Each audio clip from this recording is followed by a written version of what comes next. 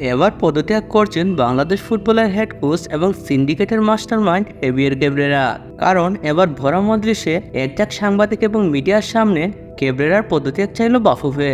একের পর এক ব্যর্থতা এবং ভুলভাল ট্যাকটিক্সের কারণে ক্যাব্রেরাকে আর জাতীয় দলের ফুটবল কোচ হিসেবে দেখতে চান না ভক্ত সমর্থকেরা। তাদের দাবি ক্যাব্রেরা হটাও, বাংলাদেশ ফুটবল বাঁচাও।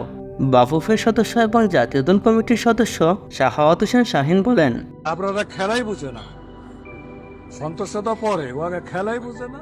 জাতীয় দল কমিটির সদস্য হিসাবে আমি ক্যাব্রেরার পদত্যাগ চাচ্ছি। কোচকে সরানোর এজেন্ডা নিয়ে আমি আজ এখানে কথা বলতে এসেছি। তাকে সরিয়ে বাংলাদেশের 18 কোটি মানুষের মুখে হাসি ফুটাতে চাই। তিনি আরও বলেন, সিন্ডিকেট করে ক্যাব্রেরা দলের মধ্যে বিভাজন তৈরি করে এবং পছন্দের খেলোয়াড়কে খেলাতে গিয়ে ভালো খেলোয়াড়দের বাদ দিয়ে দেয়, যার ফলাফল হিসেবে বাংলাদেশ কোনো ম্যাচ জিততে পারেনি, অর্থাৎ ফলাফল শূন্য। আমাদের হাতে হামজা, সামিদ, ফাহমিদুল, জামাল ভুঁইয়া, তারেক কাজীর মতো ভালো ভালো প্লেয়ার থাকা সত্ত্বেও ক্যাব্রেরা তাদেরকে সঠিকভাবে ব্যবহার করতে না পারার কারণে বাংলাদেশকে ম্যাচ হারতে হয়। আর তাই তো বাংলাদেশ ফুটবল দলকে আগামী ম্যাচগুলো জিতাতে হলে ক্যাব্রেরাকে এখনই পদত্যাগ করতে বাধ্য করতে হবে।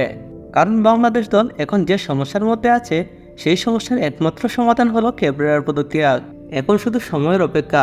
শেষ হতে যাচ্ছে বাংলাদেশ ফুটবলে ক্যাব্রেরার অধ্যায়।